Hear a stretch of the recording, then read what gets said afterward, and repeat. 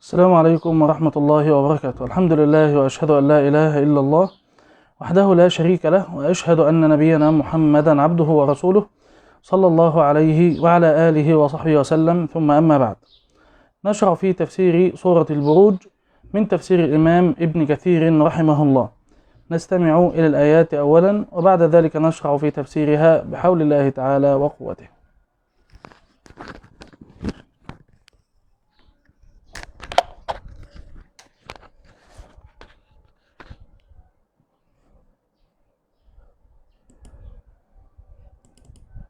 بسم الله الرحمن الرحيم. والسماء ذات البروج واليوم الموعود وشاهد ومشهود.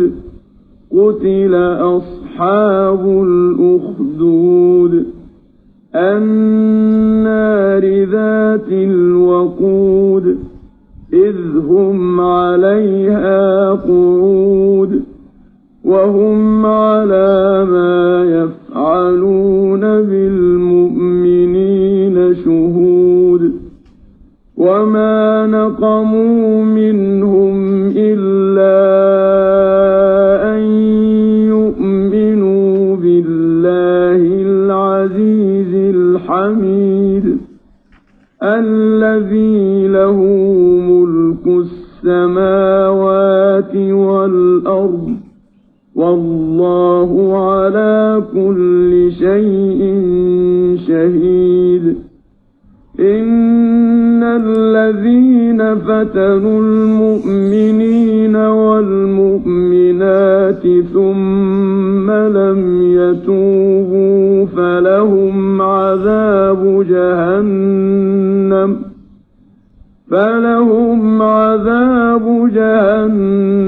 ولهم عذاب الحريق.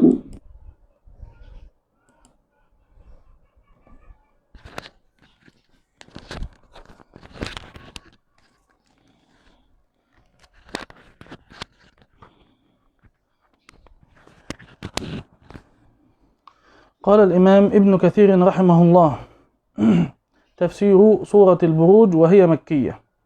روى الإمام أحمد بسنده عن أبي هريرة أن رسول الله صلى الله عليه وسلم كان يقرأ في العشاء الآخرة بالسماء ذات البروج والسماء والطارق. وعن أبي هريرة رضي الله عنه أن رسول الله صلى الله عليه وسلم أمر أن يقرأ بالسماوات في العشاء، تفرد به أحمد. بالسماء ذات البروج والسماء والطارق.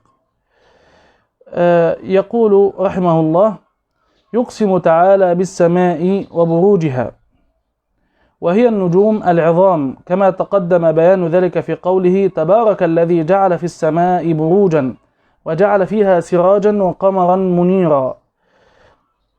قال ابن عباس ومجاهد والضحاك والحسن وقتادة والسدي: البروج النجوم. وعن مجاهد أيضا: البروج التي فيها الحرس. يقصد طبعا حرس السماء من الملائكة، وهي أماكن فيها الملائكة التي تحرس.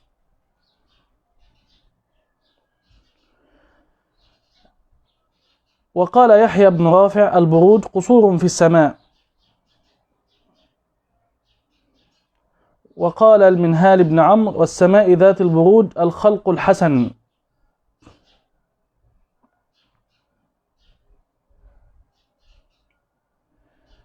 واختار ابن جرير رحمه الله أنها منازل الشمس والقمر، وهي 12 برجا، تسير الشمس في كل واحد منها شهرا، ويسير القمر في كل واحد يومين وثلثا، فذلك 28 منزلة، ويستتر ليلتين.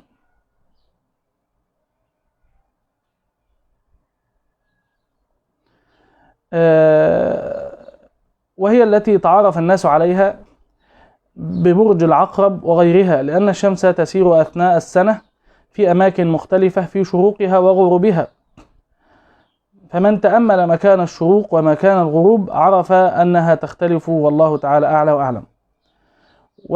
والإمام ابن كثير رحمه الله يرجح أنها النجوم العظام، والقول الآخر أنها منازل في السماء. وقوله واليوم الموعود وشاهد ومشهود اختلف المفسرون في ذلك، فروى ابن أبي حاتم بسنده عن أبي هريرة رضي الله عنه قال: قال رسول الله صلى الله عليه وسلم: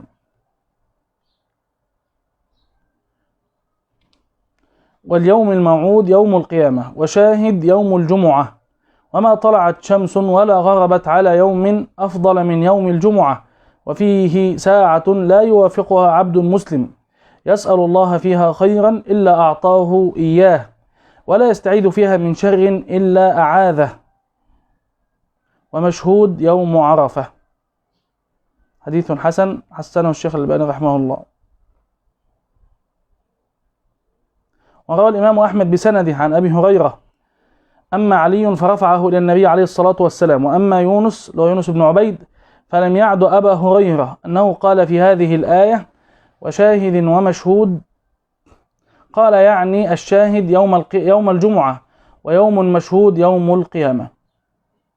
وروى الإمام أحمد بسند عن أبي هريرة أنه قال في هذه الآية وشاهد ومشهود، قال الشاهد يوم الجمعة، والمشهود يوم عرفة، والموعود يوم القيامة. وقد روي عن أبي هريرة أنه قال اليوم الموعود يوم القيامة، وكذلك قال الحسن وقتادة وابن زيد، ولم أرهم يختلفون في ذلك، في أن اليوم الموعود هو يوم القيامة. قال ولم أرهم يختلفون في ذلك ولله الحمد. وروى ابن جرير بسنده عن أبي مالك الأشعري رضي الله عنه قال: قال رسول الله صلى الله عليه وسلم: اليوم الموعود يوم القيامة، وإن الشاهد يوم الجمعة، وإن المشهود يوم عرفة، ويوم الجمعة ذخره الله لنا، يعني جعله الله تعالى ذخرا لنا. وروى ابن جرير بسنده عن سعيد بن المسيب أنه قال: قال رسول الله صلى الله عليه وسلم: إن سيد الأيام يوم الجمعة، وهو الشاهد، والمشهود يوم عرفة. وهذا مرسل من مراسيل سعيد بن المسيب. وروى ابن جرير بسند ضعيف عن ابن عباس قال: الشاهد هو محمد صلى الله عليه وسلم، والمشهود يوم القيامة. ثم قرأ: ذلك يوم مجموع له الناس، وذلك يوم مشهود. عن شباك قال: سأل رجل حسن بن علي عن وشاهد ومشهود، قال: سألت أحدا قبلي، قال: نعم. سألت ابن عمر وابن الزبير فقال: يوم الذبح ويوم الجمعة، فقال: لا، ولكن الشاهد محمد صلى الله عليه وسلم. ثم قرأ: فكيف إذا جئنا من كل أمة بشهيد وجئنا بك على هؤلاء شهيدا، والمشهود يوم القيامة. ثم قرأ: ذلك يوم مجموع له الناس، وذلك يوم مشهود. وهكذا قال الحسن البصري وسفيان الثوري وعن سعيد بن المسيب: ومشهود يوم القيامة.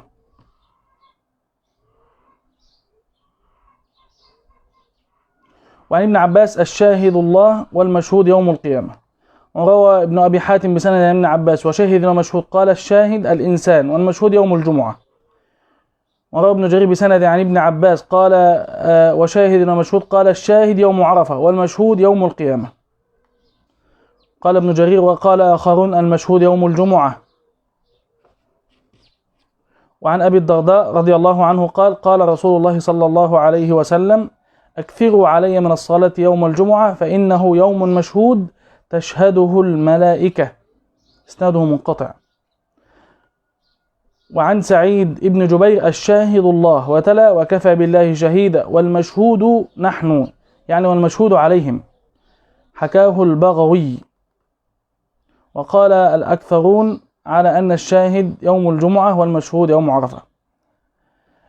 قال الإمام ابن جرير رحمه الله بعد أن ذكر هذه الأقوال، قال: والصواب من الأقوال في ذلك عندنا أن يقال: أقسم بشاهد شهد، ومشهود شهد، ولم يخبرنا مع إقسامه بذلك أي شاهد أو أي مشهود أراد. وكل الذي ذكرنا أن العلماء قالوا هو المعنى مما يستحق أن يقال له شاهد ومشهود.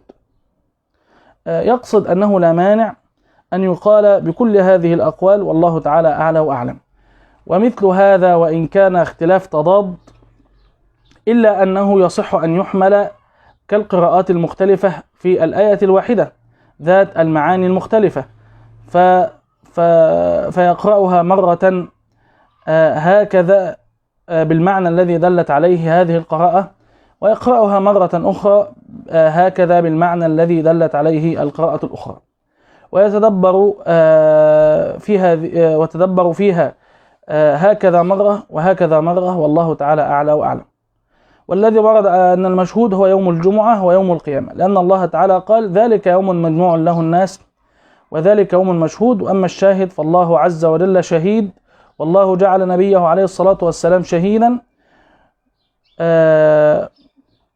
وأخبر أن ابن آدم شهيد على نفسه، كما قال: كفى بنفسك اليوم عليك شهودا.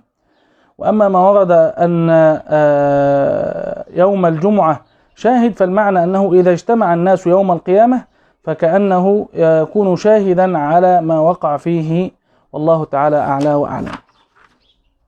وقوله: قتل أصحاب الأخدود، أي لعن أصحاب الأخدود، وجمعه أخاديد، وهي الحفير في الأرض، الحفر في الأرض يعني. وهذا خبر عن قوم من الكفار عمدوا إلى من عندهم من المؤمنين بالله عز وجل، فقهروهم وأرادوهم أن يرجعوا عن دينهم، فأبوا عليهم، فحفروا لهم في الأرض أخدودا، وأججوا فيه نارا، وأعدوا لهم وقودا يسعرونها به، ثم أرادوهم فلم يقبلوا منهم، فقذفوهم فيها. ولهذا قال تعالى: قتل أصحاب الأخدود، النار ذات الوقود، إذ هم عليها قعود وهم على ما يفعلون بالمؤمنين شهود، أي مشاهدون لما يفعل بأولئك المؤمنين. قال الله تعالى: وما نقموا منهم إلا أن يؤمنوا بالله العزيز الحميد، أي وما كان لهم عندهم ذنب إلا إيمانهم بالله العزيز الذي لا يضام من لاذ بجنابه. لا يضام الضيم الظلم، فمن احتمى بجواره وستره لن يستمر كونه مظلوما، بل لابد أن ينصره الله عز وجل ولو بعد حين. الذي لا يضام من لاذ بجنابه المنيع الحميد في جميع أقواله. المنيع المراد أن أمره نافذ لا يمتنع منه أحد، ولا يستطيع أحد أن يمتنع من أوامره. المنيع الحميد في جميع أقواله وأفعاله وشرعه وقدره. وإن كان قد قدر على عباد هؤلاء هذا الذي وقع بهم بأيدي الكفار به، فهو العزيز الحميد، وإن خفي سبب ذلك على كثير من الناس. المقصود أنه عزيز،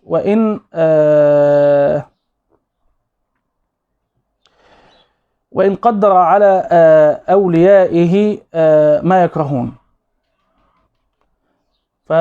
فهو الحميد الذي يحمد على ما قدر سبحانه وتعالى من خير أو شر، فله الحكمة البالغة والحجة الدامغة. قال: وإن خفي سبب ذلك على كثير من الناس. ثم قال: الذي له ملك السماوات والأرض، من تمام الصفة أنه المالك لجميع السماوات والأرض وما فيهما وما بينهما، والله على كل شيء شهيد، أي لا يغيب عنه شيء في جميع السماوات والأرض، ولا تخفى عليه خافية. وقد اختلف أهل التفسير في أهل هذه القصة من هم، فعن علي رضي الله عنه أنهم أهل فارس، حين أراد ملكهم تحليل تزويج المحارم فامتنع عليه علماؤهم، فعمد إلى حفر أخدود فقذف فيه من أنكر عليه منهم، واستمر فيهم تحليل المحارم إلى اليوم. وعنه أنهم كانوا قوما باليمن اقتتل مؤمنوهم ومشركوهم، فغلب مؤمنوهم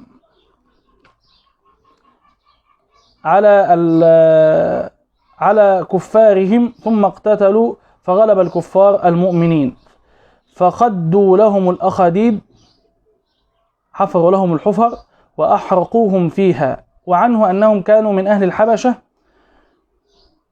واحدهم حبشي. وقال العوفي عن ابن عباس: قتل أصحاب الأخدود قتل أصحاب الأخدود النار ذات الوقود. قال ناس من بني إسرائيل خدوا أخدودا في الأرض ثم أوقدوا فيه نارا ثم أقاموا على ذلك الأخدود رجالا ونساء فعرضوا عليها وزعموا أنه دانيال وأصحابه.